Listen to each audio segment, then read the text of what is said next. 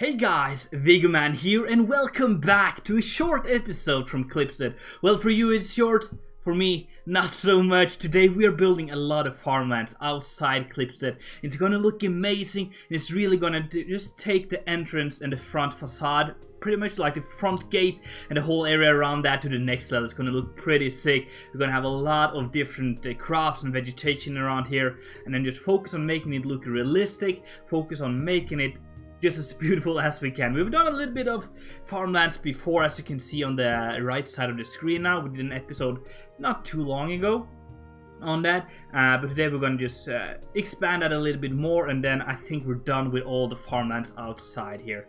The first farmland we're doing is a wheat field, just at the left side of the entrance here. In between the farmland and the first wall of the city, there will be a moat and perhaps a little bit of a drawbridge, just to add a little bit of a defense, I guess.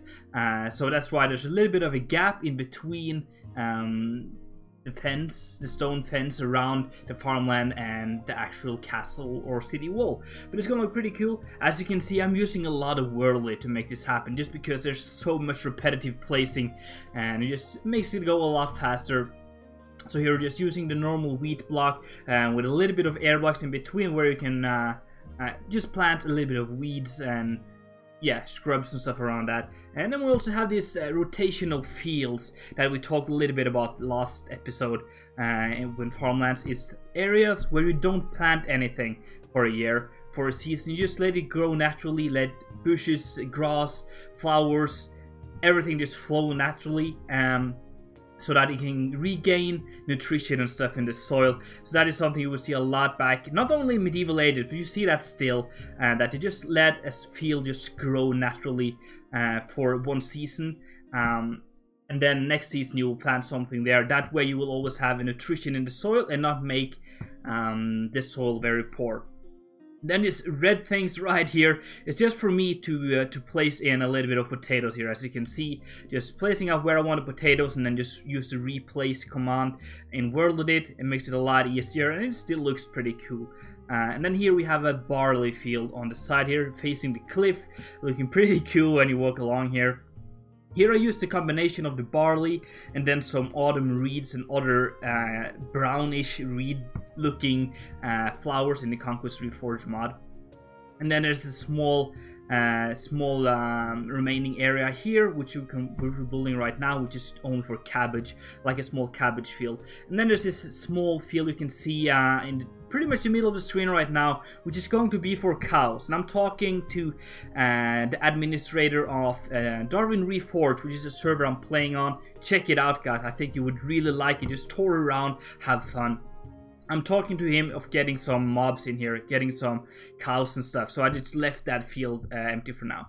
Then we're building a field here which is being plowed, which is pretty cool. I tried myself on doing a plow. I'm not too satisfied, but it works, I guess. So if you have good designs for that, please make sure to tweet them at me so that I can improve my builds here. But as you can see, we're just using the soil block, making it look like it's being plowed, which is, I guess you would see that sometimes where the field is not plowed yet, it's not planted. So that's, just to make the area have more characteristics and more of a personality. So then we're adding another rotational field here, just spamming those bushes and plants and stuff, and it just really looks good, especially with those heather, is that what they're called? The purple flower, which is very common in Norway, by the way.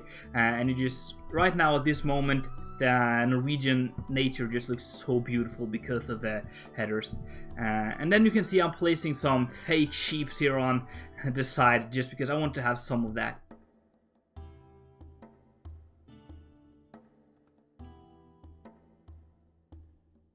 Then we're doing another big wheat field right here.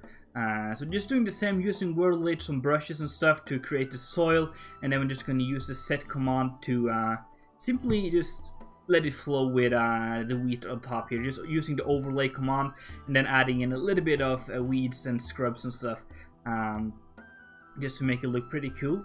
And it just creates a nice feeling when you have small patches where it's not perfect, and I think that's pretty realistic as well.